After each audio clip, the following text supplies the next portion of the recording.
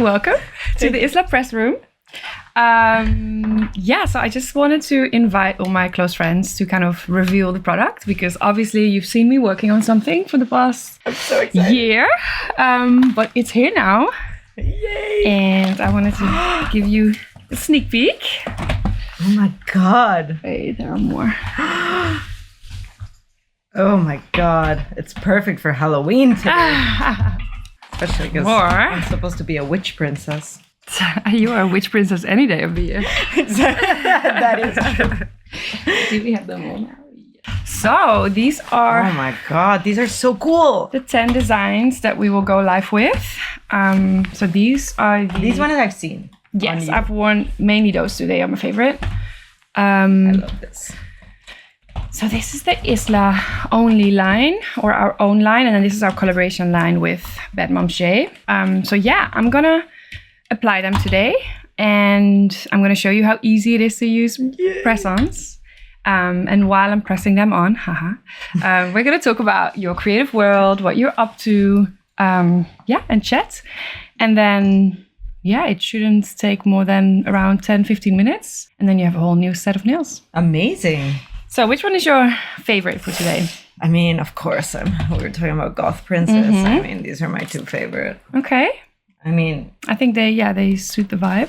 Yeah, especially because it's Halloween today. So before we start, you thought these ones? No, I was thinking you were gonna go for this one actually. Yeah. No, I just wanted to have a look at your outfits before we dive into nails. You're looking really cute. Thank you. Thank you. So how would you describe your style? Oof. I don't know where to. I think hard to say, but there's definitely some. Oh my god, it sounds so cheesy. Some like rock elements. No, I wear a lot of like leather. I guess like some embellishments. I normally wear really big today is like an odd day just because I was like feeling this outfit, but normally I wear like oversized band t-shirts. Very kind of like, I would say, rock and roll. Mm-hmm. I agree. I would definitely agree. Maybe some goth elements in there sometimes. Yeah. It's funny because it's kind of, usually your pieces are pretty minimal, but then the way you style it, it's always still very much you. You know what I mean? Yeah, thank you. Yeah, thank you. So in terms of nails, I mean, you don't usually really wear nails. Well, I can't. I know, we're going to talk about that later. But so for today, what are we going to go for? What is usually your nail style? That's what I wanted to ask. I mean, this is what I would go just because it's like a simpler energy, but this is kind of what I would feel like if I wanted to feel a little bit more glam. And what do we feel today? Are we feeling more glam or? I don't know. Which looks better on my skin today? What do you think? I love this. Yeah. Especially with your... I think we both kind of gravitated to that. Yes. Let's do this one. So I'm going to let you open it and unpack it. Oh my god, that's so exciting. Isla is a transiting nail salon community. I love this. Thanks for being part of it. Well, thank you for making me a part of it. Thank you so much. I love this. So every package comes with 30, I was thinking right? Yes, 30 in the end. So there's a size for everyone. So we'll first size your nails, prep them where necessary. And what I am very happy about is the glue. You're not really a press-on girly, but usually the press-ons, if you wear press-ons, they come with this really annoying squeezy glue. And this is really amazing brush-on glue. Amazing. So yeah, I'm very happy about that. So this makes it very easy. What I'm going to do first is I'm going to size them. So make sure you're wearing the right size. Wait, how are we going to do that? I'm going to just take them out. And then whilst I'm doing this, can you tell us why you usually don't wear nails? Well, I'm a chef. And it's technically not allowed in Germany to wear any kind of nail. Is that only in Germany? I mean... Or is that global? I think it's a global thing to avoid wearing anything that would like prevent you from properly cleaning your nails as well. I guess there's the chip element, there's the chemical element, there's the hygiene element. Yeah. But yeah, so I'm a chef and I work a lot with my hands. So not only would it be like against the the rules, but they would also probably come off quite well and make my job hard. Yeah. I don't think I'd be able to cut with much precision. I have tried. I have to say, when I've had like longer vacations or like breaks from work, I have gone to Iceland and gotten nails. And it's like, I feel very wonderful when I do that. I'm like, oh, I am a woman. Yeah, nails really do that. They just kind of transform your whole, even the way I use my hands when I wear nails. Yeah. And so how did you get, I don't know if I ever asked you, like, what was really the moment you were like, okay, I'm gonna become a chef? It's funny because there was resistance to it because both my parents are chefs. So I kind of like, as the rebel I am, I tried to take my own route. But I was always very devoted to cooking and researching about food and eating, obviously. And I was working in tech at the moment. And a friend of mine, who is the best chef I know, shout out to Victoria, I was assisting her with events, and she did a pop-up in Iceland and asked me if I wanted to be part of the kitchen. She was like, I need people for the kitchen, and you're probably going to hate it, and then you're going to go back to your job. But of course, I tried it out and fell in love with Iceland, fell in love with kitchen work, and here I am. I did not know that. Yeah. Shout out to Victoria. Shout out to Victoria. And also, I mean, living in Iceland for 3 months, working in a kitchen was... I knew you stayed in Iceland for a few months, but I didn't know that was for this job. Yeah, That is so funny. I love that. I love Iceland. So this was 4 years ago? No, more. This was... Before Tino, before your son. Yeah, 2018. Okay. 2018. Okay. 7. Oh, wow. No, how many years? 6 years. End of... Well... Yeah, 7 years. 7, yeah. Okay, so I now selected your sizes. I'm going to put these away and then buff them a bit. Okay. So you've been a chef for 6-7 years now. Yes.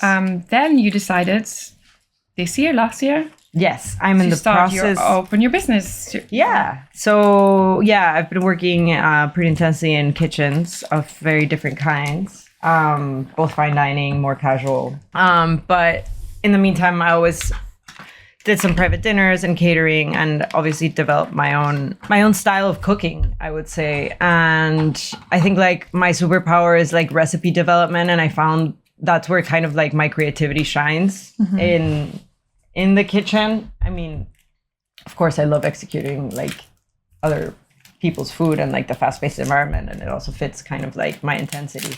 But yeah, I felt this year I really felt ready to start my own place. So I'm in the process of opening my own restaurant. And so exciting. Yes, I am terrified, but very excited.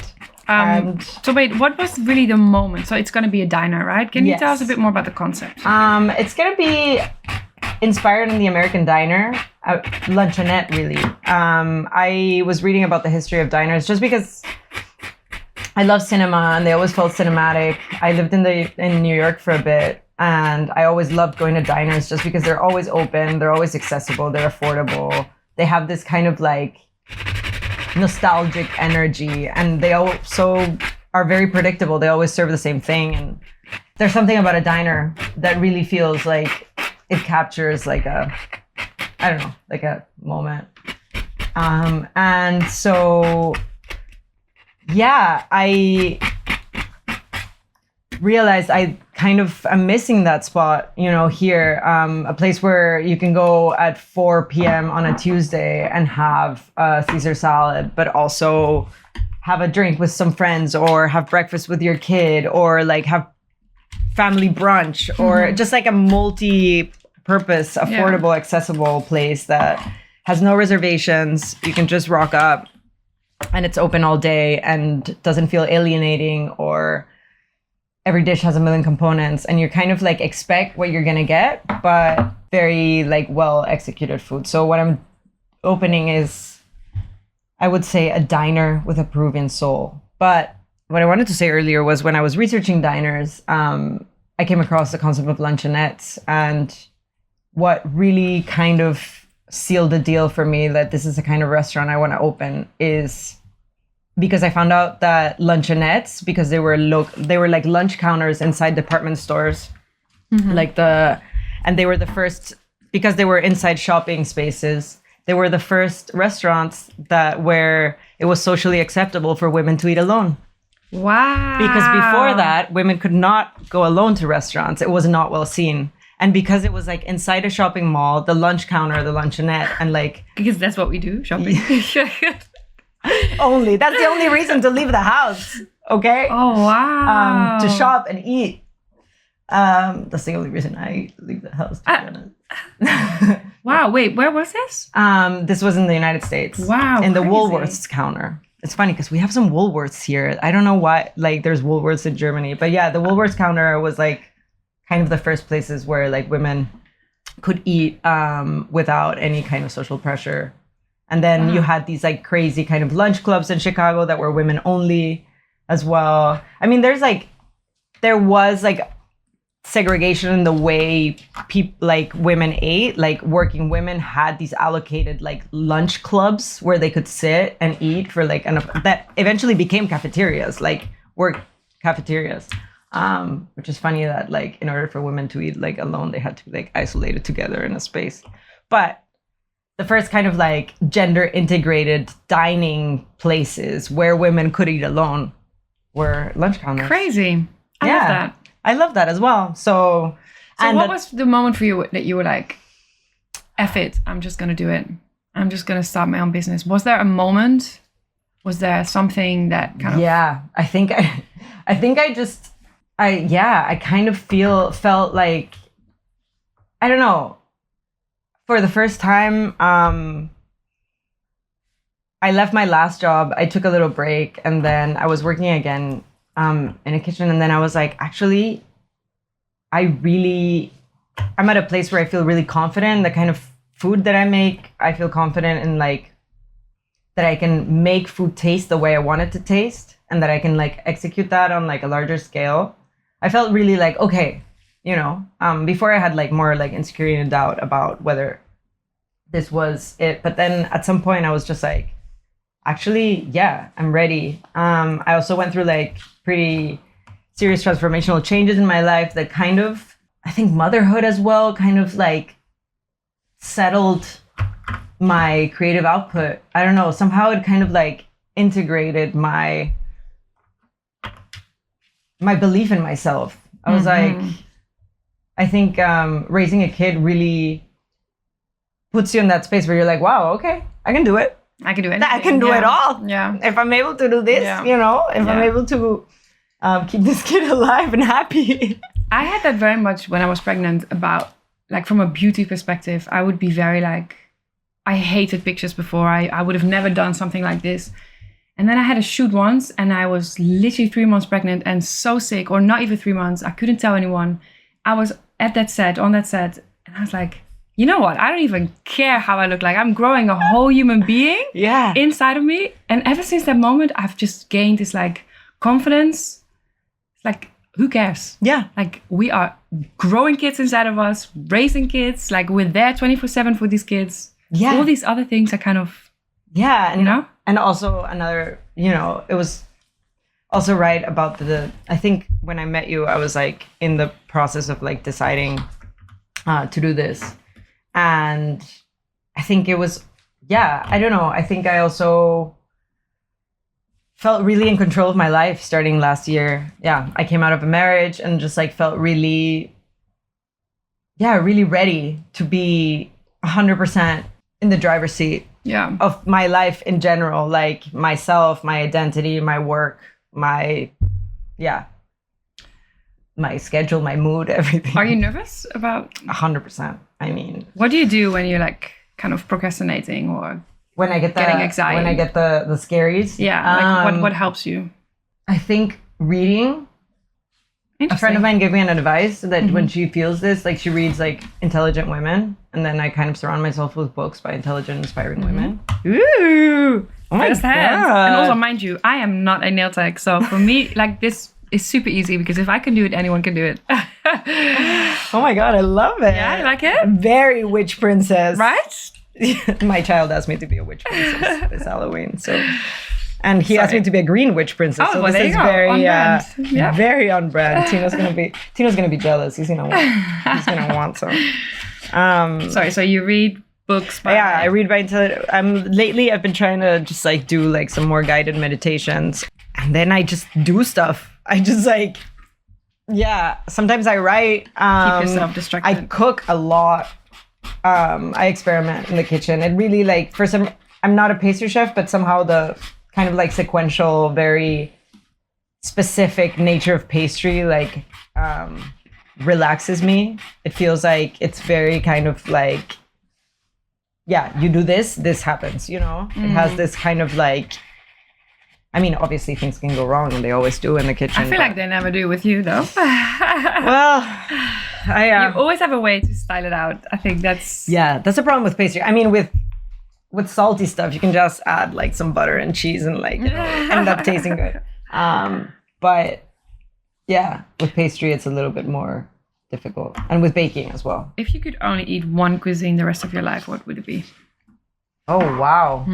Definitely Peruvian. Really? Yeah. I mean, I think if you would have asked me this a couple of years ago, I would have said something different. But I found out during like developing the concept for my diner, which is going to be like the other reason why I love diners is because they started out as like American restaurants, but during like the course of the 20th century, all the different like groups of people who moved to the United States ended eventually taking over diners. So you had like, you know, Ukrainian diners, Greek diners, which is how coffee became served at diners.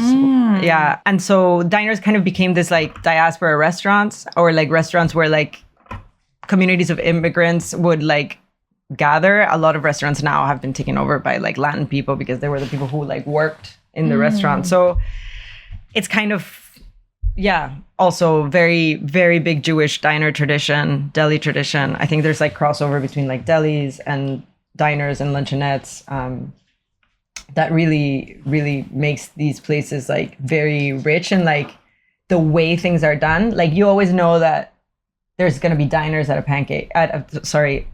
at a diner, but they're like culturally specific. You know, you might have like blintzes or like other kind of like Jewish pancakes, or then, you know, there's this incredible diner I'm obsessed with by a chef called Samu in New York called Golden Diner, and his pancakes have a syrup that tastes like Korean potato chip flavor. So it's like a honey butter. Out of all the diners, I've actually been to this one. Yeah, it's crazy, but it's really good. Yeah, it's really good. A friend recommended it. Yeah, the hype is real.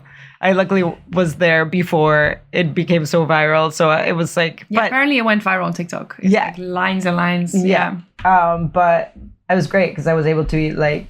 I think I generally go to places off hours, or I go early dinner.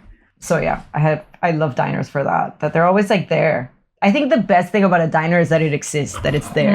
And that's what I'm trying to bring to the space. And do you feel like being a mom brings a certain, I don't know, do you feel like it's more of a risk now you're a single mom, or is it something that's on your mind?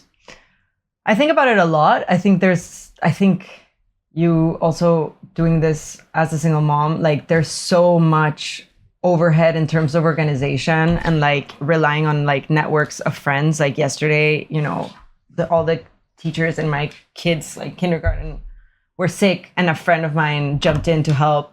Like, thank you, Anna, for saving me, because I had a lot of meetings. And yeah, I think I want this to be the place. First of all, I'm also going to have a single mom discount at the diner. I love that. Because I feel like old people and students get discounts. Single moms don't get discounts anywhere. I'm like, here for it. I'm here. You heard it here first. I'm going to do the single mom discount at the diner. But yeah, I think having these networks of friends who understand what you're going through and how difficult it is to have it all. And there's only much someone can do by themselves. I kind of like try and be hyper independent. I have, of course, like people who help me with like babysitting and childcare.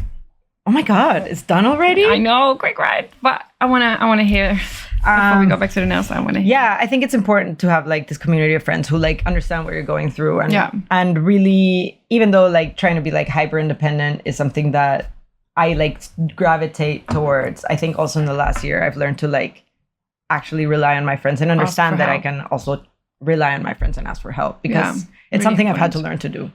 Same. Yeah. Do you have any advice for I don't know, anyone younger or any other single moms that find it intimidating to start for themselves? Or Yeah, I think definitely find good friends. Community is super important. And I think like one of the biggest issues of motherhood is isolation. You know, it's really hard to, even though it's such a common experience, it's really hard to find groups of other women when you're like a new mom or like going through like the postpartum situation. I mean, I also had my baby during COVID, so it was like a forced isolation. So that to me is something that I really think as a mom, it's super important. Community is everything. Yeah, 100%. I'm so happy we got introduced and we now have this like weird blended family. Our sons get on really well. They're like honestly so sweet. Yeah. They're like siblings now, and it's I think couldn't do it without you. Same. Yeah. So what do you think of the nails? How did it feel? I love them. Yeah. They feel really good. Right? Yeah. So I can give you some glue God. for in case. So that's what I do when I wear press-ons. I just carry some extra glue with me just in case. So it's never awkward. But You feel so put together now. All right. And I haven't really timed it. I think we're a bit over time, but no longer than 15 minutes, I think. Amazing. So, yeah. Thank you so much for coming. No, I hope you'll enjoy your having nails. This is great. Oh, thank you.